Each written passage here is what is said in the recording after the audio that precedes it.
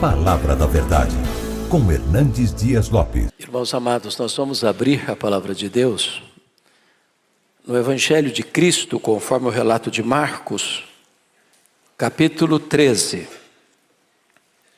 Marcos, capítulo 13.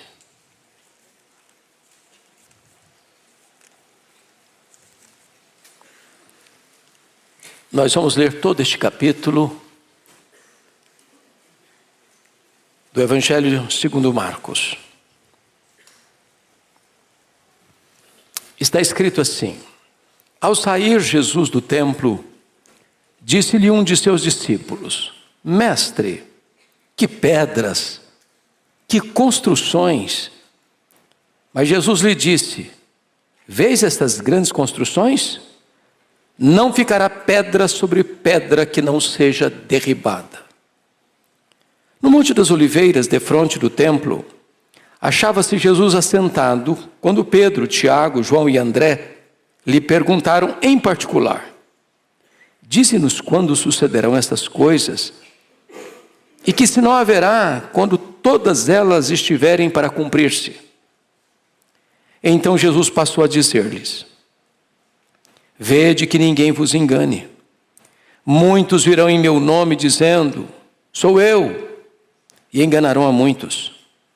Quando porém ouvirdes falar de guerras e rumores de guerras, não vos assusteis. É necessário assim acontecer, mas ainda não é o fim. Porque se levantará nação contra nação e reino contra reino. Haverá terremotos em vários lugares e também fomes. Estas coisas são o princípio das dores. Estai vós de sobreaviso, porque vos entregarão aos tribunais e às sinagogas. Sereis açoitados e vos farão comparecer à presença de governadores e reis por minha causa, para lhes servir de testemunho. Mas é necessário que primeiro o evangelho seja pregado a todas as nações. Quando, pois, vos levarem e vos entregarem, não vos preocupeis com o que haveis de dizer. Mas o que vos for concedido naquela hora, isso falai, porque não sois vós os que falais, mas o Espírito Santo. Um irmão entregará à morte outro irmão, e o pai ao filho. Filhos haverá que se levantarão contra os progenitores e os matarão. Sereis odiados de todos por causa do meu nome. Aquele, porém, que perseverar até o fim, esse será salvo. Quando, pois, virdes o abominável da desolação, situado onde não deve estar, quem lê entenda. Então os que estiverem na Judéia fujam para os montes. Quem estiver em cima, no eirado, não desça, nem entre para tirar da sua casa alguma coisa. E o que estiver no campo, não volte atrás para buscar a sua capa. Ai das que estiverem grávidas e das que amamentarem naqueles dias. Orai para que isso não suceda no inverno, porque aqueles dias serão de tamanha tribulação, que nunca houve desde o princípio do mundo, que Deus criou, até agora, e nunca jamais haverá. Não tivesse o Senhor abreviado aqueles dias, e ninguém se salvaria, mas por causa dos eleitos que Ele escolheu, abreviou tais dias.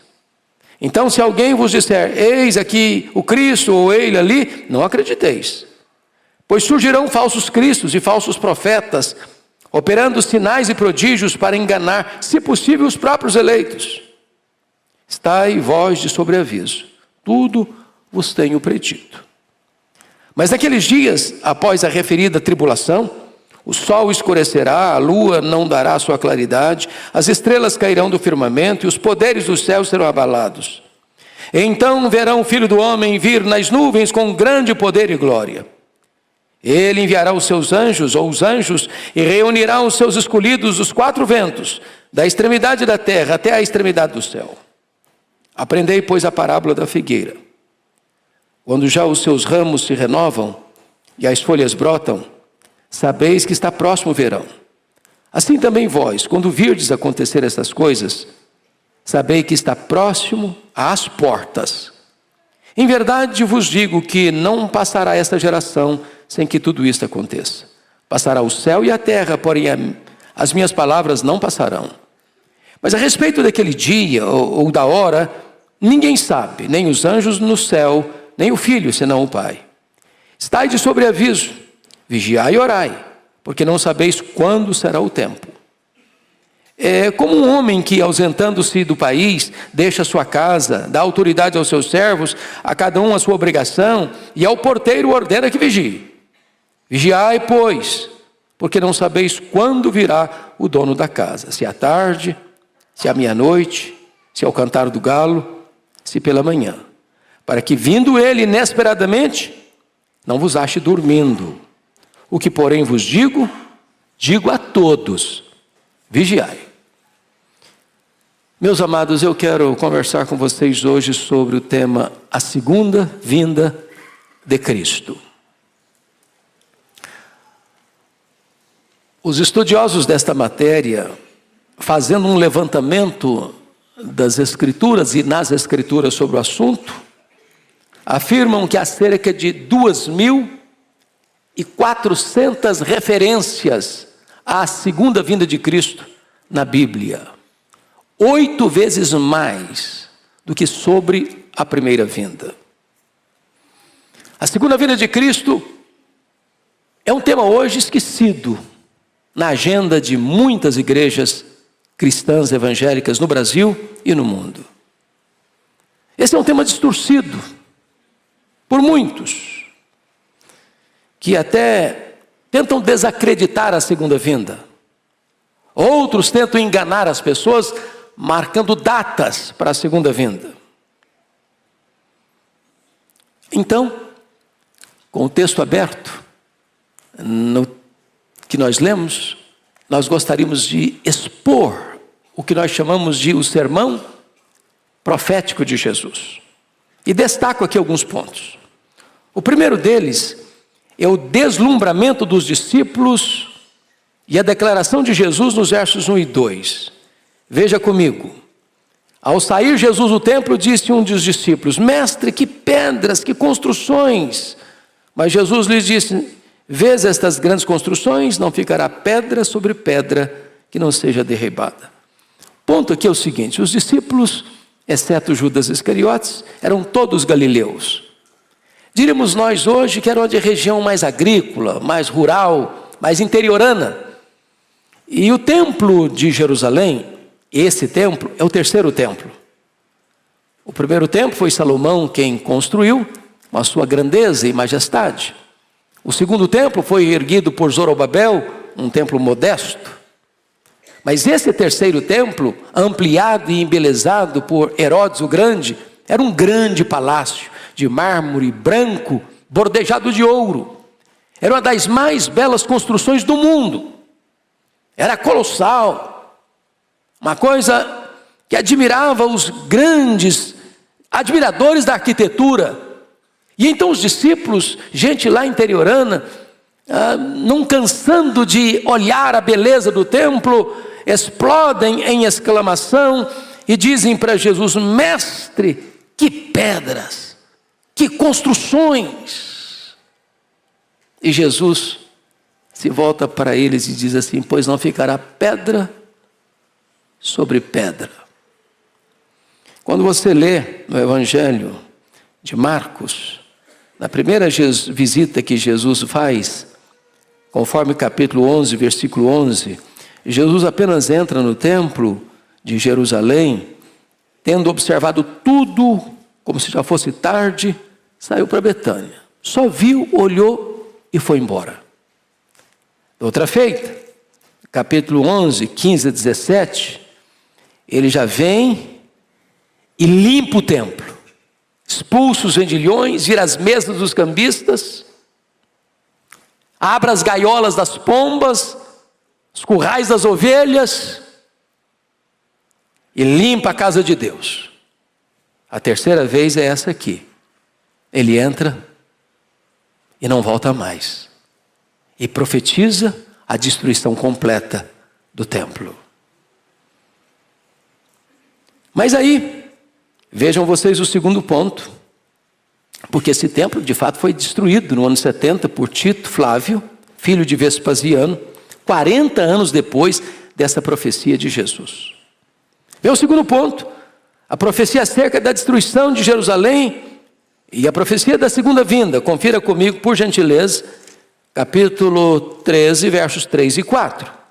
No Monte das Oliveiras, defronte do templo, e se você pega a geografia, o Monte das Oliveiras está literalmente defronte do templo, porque aqui está o Monte das Oliveiras, aqui no meio está o Vale do Cedron, e aqui em cima um outro monte começa a se erguer, o Monte Moriá.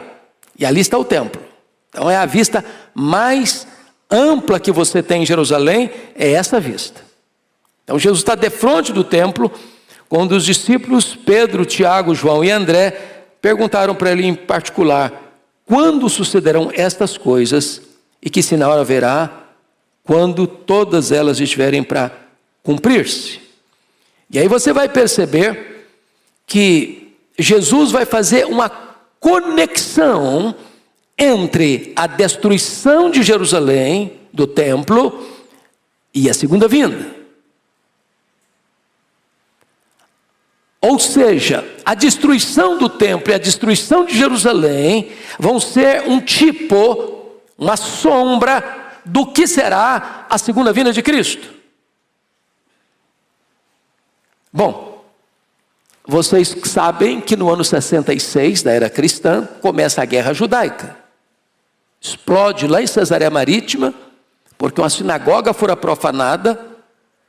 Os zelotes, que não eram favoráveis ao governo de Roma em Israel, rebelam-se contra Roma. Roma manda para lá o general Tito, que era filho do imperador Vespasiano, que governou de 69 a 79, envia Tito Flávio para Israel para controlar o motim, em 66.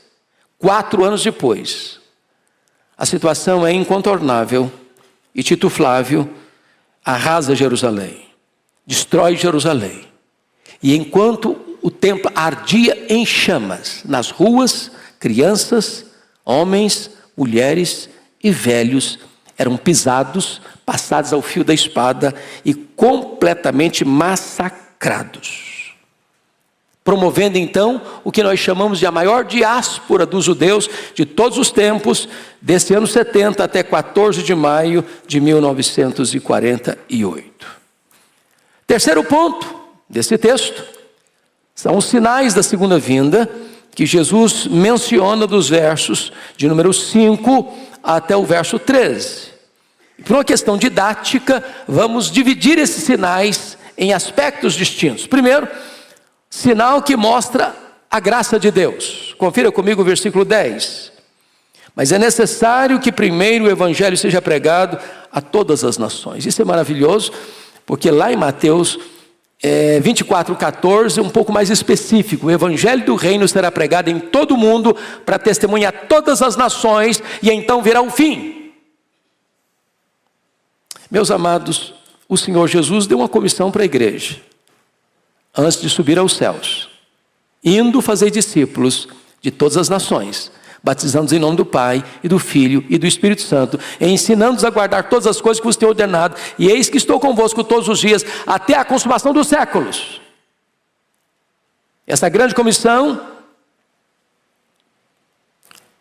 de certa forma, foi cumprida em parte. Se você olhar a história da igreja, você verá de Constantino a Carlos Magno, 313 ao ano 800, depois uma segunda fase de Carlos Magno a Lutero, de 800 a 1517, depois você vê uma terceira fase das sociedades missionárias, 1517 a 1792, vindo então as missões modernas, 1792, diríamos hoje a 2024. Mas eu olho hoje algo maravilhoso, que é o que nós chamamos hoje de mídias sociais. Eu acho que todos os membros da nossa igreja sabem, né, pastor Ival? A igreja presbiteriana de Pinheiros hoje alcança mais de 100 nações com o evangelho. Com a iniciativa da igreja presbiteriana de Pinheiros de legendar os sermões em mandarim, em russo, em alemão, italiano, francês e inglês. Esta mensagem que esta igreja comunica chega hoje aos ouvidos de mais de 10 milhões de pessoas por mês. E eu não tenho dúvidas de que o advento das mídias sociais, da internet, é a grande ferramenta que Deus levantou na nossa geração para o cumprimento dessa profecia de que o Evangelho será pregado em todo o mundo para testemunhar a todas as nações, e então virá o fim. Mas há aqui sinais, meus irmãos, que indicam oposição a Deus, e não sinais que retratam a graça de Deus. E o primeiro sinal que eu gostaria de chamar a atenção dos irmãos é a perseguição religiosa. Confira comigo o verso 9. Estais vós de sobreaviso, porque vos entregarão aos tribunais e às sinagogas, sereis açoitados e vos farão comparecer à presença de governadores e reis por minha causa, para lhes servir testemunho. Olha por favor, versículo 12. Um irmão entregará à morte outro irmão, e o pai ao filho. Filhos haverá que se levantarão contra os progenitores e os matarão. Versículo 13. Sereis odiados de todos por causa do meu nome. Aquele, porém, que perseverar até o fim será salvo. E você vai encontrar no verso 19 assim: porque aqueles dias serão de tamanha tribulação como nunca houve desde o princípio do mundo, pois que Deus criou até agora e nunca jamais haverá.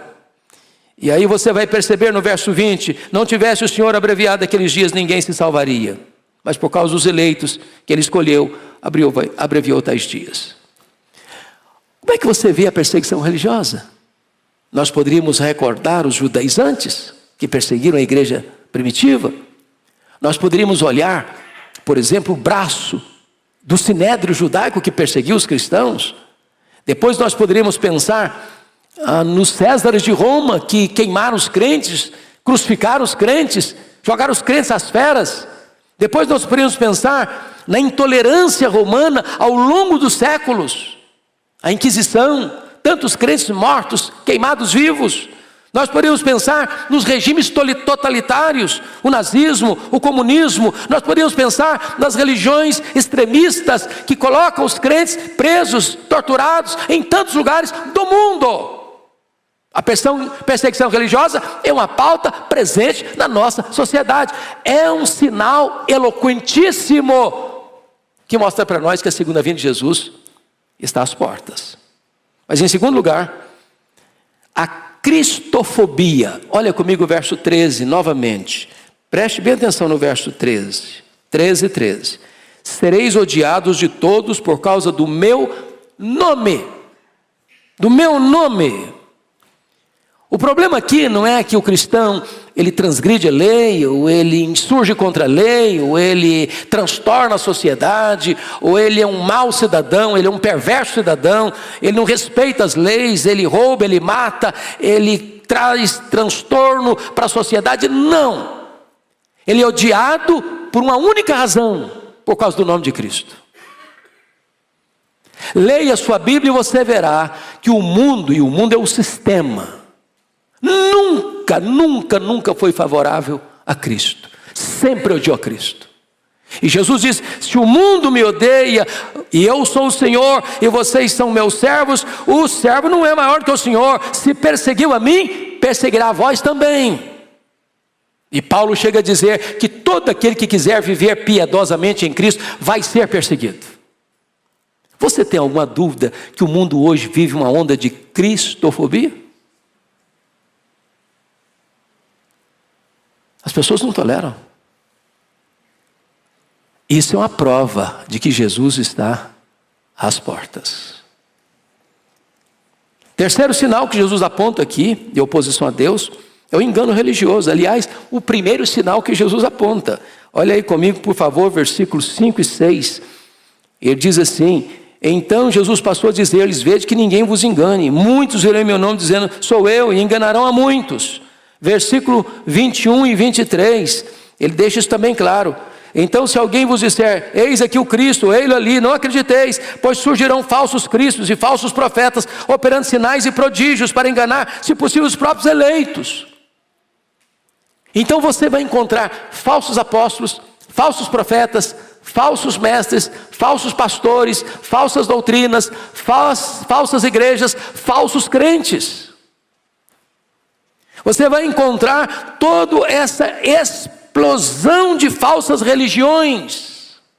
Surgem 5 novas todo dia, todo dia. E isso é uma prova de que Jesus está às portas. Mas agora, vamos ver aqueles sinais que não indicam agora oposição a Deus, não. Sinais que indicam o juízo de Deus.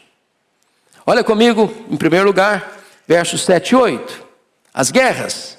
Quando, porém, ouvirdes falar de guerras e rumores de guerras, não vos assusteis, é necessário que assim aconteça, mas ainda não é um fim, porque se levantará nação contra nação e reino contra reino. Arnold Toynbee, um egrégio historiador, diz que a história da humanidade é a história das guerras. Alguém já disse que para cada dia de paz, há 30 dias de guerra. A paz que o mundo conhece hoje é uma paz postiça, porque se firma um acordo de paz, mas se investe na guerra. As nações estão armadas, e armadas com grande poder bélico, atômico, guerras químicas, guerras biológicas. Mikhail Gorbachev, lá em 1985, já escreveu no seu livro Perestroika que o arsenal que se tinha naquele tempo já dava para destruir o planeta Terra 27 vezes. Os especialistas dizem que se houver de verdade uma terceira guerra mundial, para se lançar mão do que se tem hoje, daria para destruir o planeta várias vezes e transformá-lo em poeira cósmica, não haveria vencedores e nem vencidos. É claro que, à luz da Bíblia, quem vai apertar o botão, botando o fim da história, não é o homem, é o próprio Deus. Louvado seja o Senhor. Mas as guerras estão aí. No auge do humanismo, do otimismo humano, no século passado, nós tivemos 2 guerras mundiais, 1914, 1918, 30 milhões de pessoas mortas. Não aprendemos a lição. Segunda Guerra Mundial, 1939, 1945, 60 milhões de pessoas mortas. Não aprendemos a lição. Temos guerras étnicas, temos guerras tribais, temos guerras religiosas, temos guerras ideológicas, temos guerras econômicas, temos guerras e mais guerras e mais guerras, e elas não cessam. Ontem o mundo estava em polvorosa, quando cerca de 300 drones e mísseis foram lançados do Irã contra o território de Israel. Não houvera uma capacidade de rebater e anular estas armas mortíferas, e teria sido uma catástrofe terrível. E o mundo, na ponta dos pés, com medo da escalada da guerra, não só no Oriente, mas com o envolvimento de outras nações do Ocidente, caminhando aí para uma terceira guerra mundial. Jesus, de fato, está às portas. Mas comigo, observe um outro sinal que indica o juízo de Deus, que são os terremotos, versículo 8. Olha aí comigo, por gentileza. Está escrito assim: haverá terremotos em vários lugares e também fomes.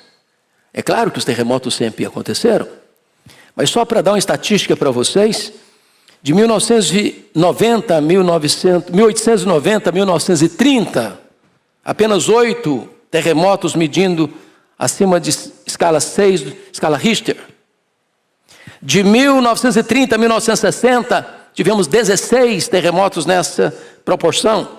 De 1960 a 1979, pulou para 64.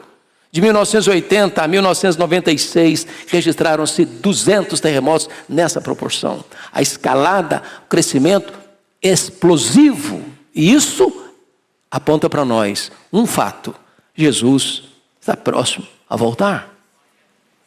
A Bíblia fala de fomes, que é uma espécie de subproduto da guerra. Subproduto da guerra. E vocês bem sabem que o maior orçamento de todas as nações não é com saúde, não é com educação, é com armamento. Com armamento. Apenas um míssil que é lançado daria para comprar mais de 800 mil sacos de trigo para alimentar multidões. O mundo fala em paz, mas investe na guerra. E a fome vem em virtude disso. Mas Lucas 21:11 acrescentando esse sinal, diz que haveria epidemias em vários lugares. E o mundo já enfrentou tantas, como a peste negra, que dizimou 1/3 da Europa, como a febre espanhola, que foi tão devastadora no século passado, a Covid-19, que atingiu o mundo inteiro e deixou a todos nós de sobressalto.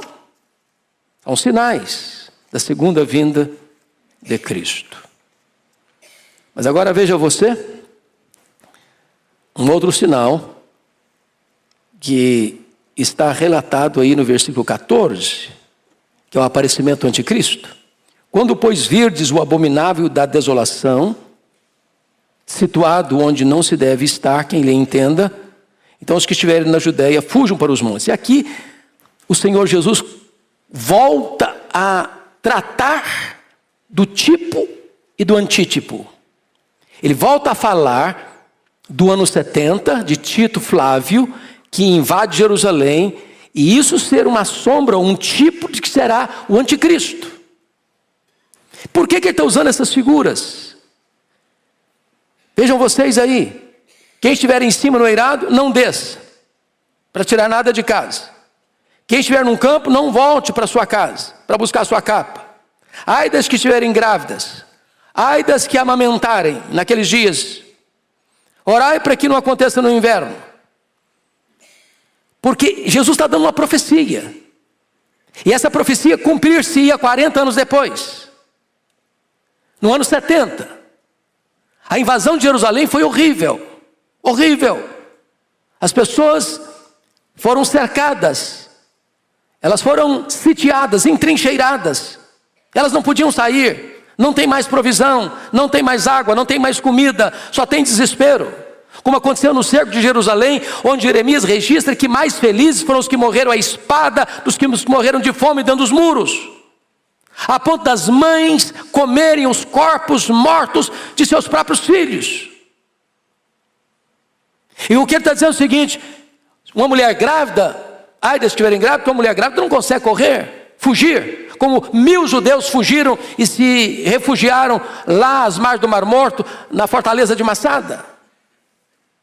Uma mulher que tem um bebê no colo amamentando, ela não consegue ter celeridade para correr. No inverno, as pessoas não têm todo o preparo para sair e fugir no inverno rigoroso, de abaixo de temperatura de 0 grau, abaixo de 0 grau. Então,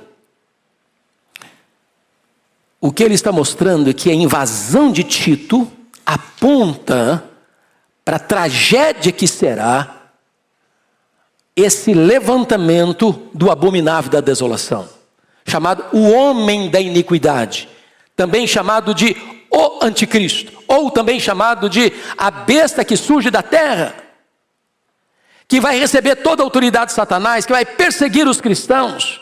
E a Bíblia diz lá em Apocalipse capítulo 13, que toda a terra, todas as nações, todos os povos vão adorar o anticristo, vão se prostrar diante do anticristo, exceto os que têm o selo de Deus. Em outras palavras, Jesus não vai perder sequer um cordeirinho, uma ovelha para o anticristo, sequer um. O Senhor Jesus chega a dizer no verso 29, no verso 20, o seguinte: não tivesse o Senhor abreviado aqueles dias e ninguém se salvaria, mas por causa dos eleitos que ele escolheu, abreviou tais dias. Versículo 22. Pois surgirão falsos cristos e falsos profetas, operando sinais e prodígios para enganar, se possível, os próprios eleitos. Os eleitos não serão enganados. O Senhor tem os seus eleitos, o Senhor ama os seus eleitos não serão poupados da tribulação, os seus eleitos serão arrancados do meio da tribulação. Eles enfrentarão. Mas o Senhor abrevia e o Senhor os livra, de tal forma que nenhum deles vai perecer. Como é que será essa grande tribulação? Você pode ler comigo o verso 19, por gentileza? Vamos todos juntos, por favor? Porque aqueles dias serão de tamanha tribulação, como nunca houve desde o princípio do mundo, que Deus criou até agora e nunca jamais haverá. Eu chamo a sua atenção que esta expressão, ela tem 4 paralelos na Bíblia: a grande tribulação, a apostasia, o aparecimento do homem da iniquidade e o pouco tempo de Satanás. Será o período mais tenebroso, mais amargo, mais difícil da história, a grande tribulação. E o Senhor vai arrancar a sua igreja, não tirando-a antes da tribulação, mas sustentando-a, fortalecendo-a, e do meio da tribulação o Senhor tira o seu povo. É o cuidado que o Senhor tem com os seus eleitos. O que é curioso é que no mesmo momento e com a mesma intensidade que vem a grande tribulação, vem também a sedução religiosa. É isso que você verá nos versos 21 a 23. Então, se alguém vos disser, eis o Cristo, ei-lo ali, não acrediteis, pois surgirão falsos cristos, falsos profetas, operando sinais e prodígios, para enganar, se possível, os próprios eleitos. Estai vós de sobreaviso, tudo vos tenho predito. Então, não fique assim muito encantado com milagres não, porque os falsos mestres, os falsos profetas, os falsos cristos também vão operar coisas miraculosas, que não é obra de Deus, para enganar.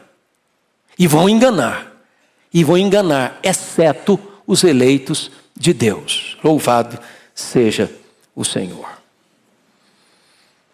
Agora vejam vocês, a descrição da segunda vinda, comparando comigo aí o que vai acontecer nos versos 24 e 25. Mas naqueles dias, após a referida tribulação, o sol escurecerá, a lua não dará sua claridade, as estrelas cairão no firmamento, os poderes do céu serão abalados. Meus irmãos, este é um fenômeno catastrófico, cósmico.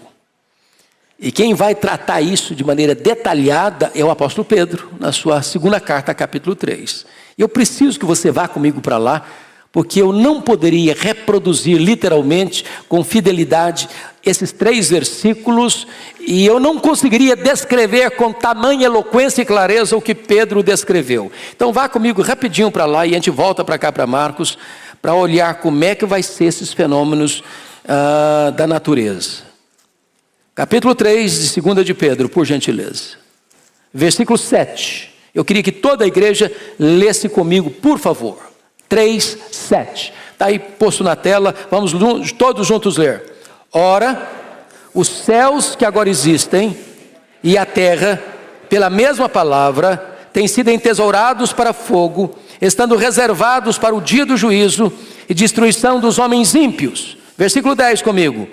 Virá, entretanto, como ladrão, o dia do Senhor, no qual os céus passarão com estrepitoso estrondo, e os elementos se desfarão abrasados. Também a terra e as obras que nela existem serão atingidas. Comigo o verso 12. Esperando e apressando a vinda do dia de Deus, por causa do qual os céus incendiados serão desfeitos, e os elementos abrasados se derreterão. É uma cena dramática, pavorosa, que é descrito no capítulo 6, versos 12 a 17, como uma cena das mais dramáticas da história. Mas olha qual é a postura do crente, como é que estará o crente nesse momento. Triste, abatido, com medo? Não. Leia em voz bem alta, 2 de Pedro 3,13 agora. Nós, porém, segundo a sua promessa, esperamos novos céus e nova terra, nos quais habita justiça. Louvado seja o Senhor. Glória a Deus. Como é que será a volta do Senhor? Veja agora, voltando para Marcos 13, por favor, irmãos, verso 26, ela será visível. Está escrito assim: então verão o Filho do Homem vir nas nuvens com grande poder e glória. Verão, verão, verão. Apocalipse 1,7 diz que todo olho verá, até aqueles que o traspassaram. O que significa isso? O que significa é o seguinte: quando Jesus voltar, 2 coisas vão acontecer. primeiro, os mortos vão ressuscitar. Uns para a ressurreição da vida, outros para a ressurreição do juízo. Só depois os que estiverem vivos serão transformados e arrebatados. Então, aqueles que cuspiram no rosto de Jesus, aqueles que esbordoaram a Jesus, aqueles que pregaram Jesus na cruz, vão ter que ressuscitar. E vão ter que ver Jesus na sua glória. E vão ter que se ajoelhar. E vão ter que confessar que Jesus Cristo é Senhor para a glória de Deus Pai. Não uma confissão alegre, festiva, submissa, para irem para o reino da glória. Não, vão ter que fazê-lo imediatamente irem para o fogo eterno preparado para o diabo e seus anjos. É assim que a Bíblia diz.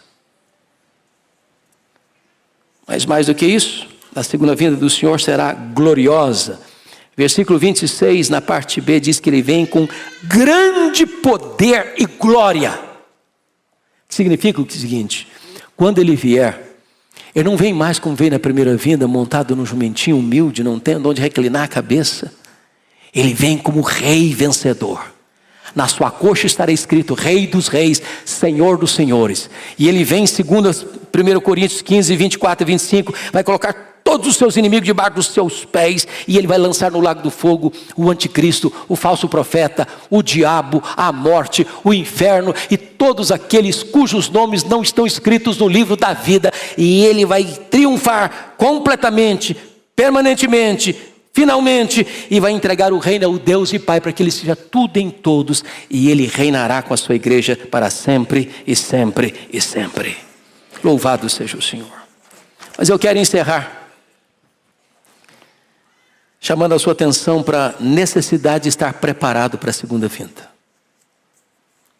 Primeiramente, ela será precedida por avisos claros, conforme os versos 28 a 31, e Jesus conta uma parábola de um homem que vai para um outro país e deixa os funcionários da sua casa encarregados de cuidar da casa. E o Senhor então vai mostrar para nós,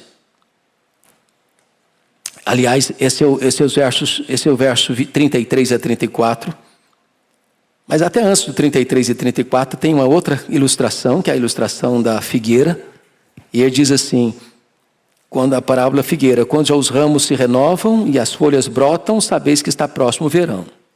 Isso é um fenômeno da natureza. Lá em Israel, as figueiras são muito comuns. E ele diz assim, assim também vós, quando virdes acontecer estas coisas, sabei que está próximo às portas. Uma coisa está próximo, outra coisa está às portas. Esses sinais estão aí. São visíveis, são eloquentes, são inegáveis. As portas. E Jesus garante a confiabilidade da sua palavra, dizendo o seguinte, versículo 31, passará o céu e a terra, porém as minhas palavras não passarão. Então fique de sobreaviso. E ele vai dizer, no verso 32, que será uma vinda imprevisível. Imprevisível. Porque você não sabe. Está escrito aí. A respeito daquele dia ou da hora, ninguém sabe, nem os anjos, nem o Filho, senão o Pai. Eu acho impressionante isso. Não é óbvio esse dia. Vai ser um dia comum. Aliás, outro relato paralelo deste, diz que vai ser como nos dias de Noé. Noé passou 120 anos pregando. Uma coisa foi começar a pregar no primeiro dia. Outra coisa é pregar quando a arca estava no meio da obra. Outra coisa é pregar quando estava fazendo o acabamento da arca. Outra coisa era pregar quando a arca está pronta.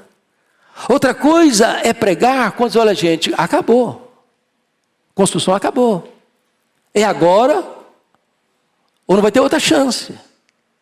E como é que estavam aquelas pessoas? Diz a Bíblia, casando, dando-se em casamento, comendo e bebendo. E eu pergunto a vocês, que pecado é nisso? Comer, beber, comprar, vender, casar e dar-se em casamento. Não tem pecado nenhum nisso. Qual o problema? O problema é que as pessoas vão estar vivendo a vida comum, comprando, vendendo, bebendo, fazendo festa, casando, sem levar Deus em conta, sem parar para pensar que os sinais estão aí, que Jesus disse, olha, fique atento, fique vigiando, está chegando a hora. E quando o dilúvio chegou, pegou todo mundo despreparado. E quando Jesus voltar, tanta gente vai estar despreparada. Gente que parecia crente, gente que era como as virgens nécias, tudo exteriormente igual, mas sem azeite nas lamparinas. Cuidado, cuidado.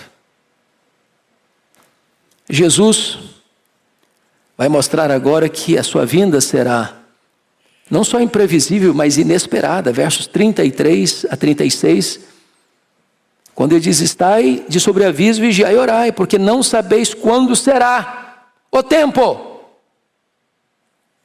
Verso 35, ele diz, vigiai, pois não sabeis quando virá o dono da casa, se à tarde, à meia-noite, ao cantar do galo e pela manhã. Então eu conto a história do camarada que saiu, foi para outro país, deixou a casa dele com cuidado dos servos e disse para o vigia, olha, você fica vigiando, fica vigiando, fica vigiando.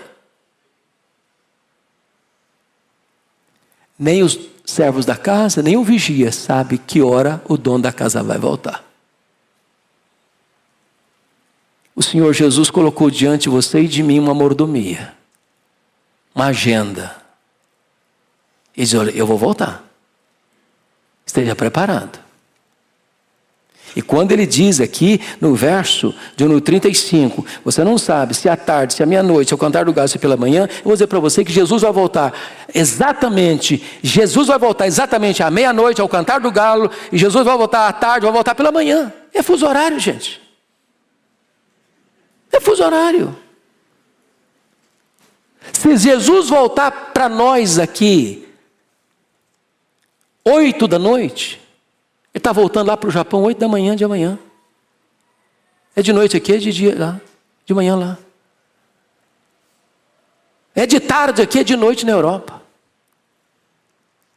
Então ele volta de manhã, ele volta de meio-dia, ele volta à tarde, ele volta à noite, ele volta à meia-noite, ele volta de madrugada. Não importa onde você esteja, ele vai voltar.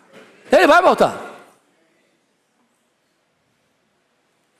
E eu fecho com o último versículo, porque a palavra de Jesus é esta. Eu, o que porém vos digo, digo a todos, vigiai. Vigiai. Vigiai. Pode ser agora, pode ser amanhã, pode ser daqui a pouco. E eu quero dizer que alguns teólogos e estudantes de escatologia, muito sábios, do alto da sua sapiência, dizem não, esquece. Pelos meus estudos, Jesus não volta nos próximos 500 anos. O apóstolo Paulo, que era um teólogo de primeira categoria, ele aguardava a volta de Jesus para os seus dias. E ele diz isso lá, em Tessalonicenses. Depois, nós, os vivos, os que ficarmos, ele está dizendo, eu aguardo, eu espero para os meus dias. E sábio é você, se você também aguarda a volta do Senhor Jesus para os seus dias. Quando perguntaram para Wesley, o que você gostaria de estar fazendo quando Jesus voltar? Ele respondeu, eu gostaria de estar fazendo o que eu faço todos os dias, porque todos os dias eu estou esperando Jesus voltar. Nós não somos filhos das trevas, nós somos filhos da luz. E os filhos da luz estão na ponta dos pés, dizendo, Maranata, ora vem, Senhor Jesus. Que Ele nos abençoe. Amém.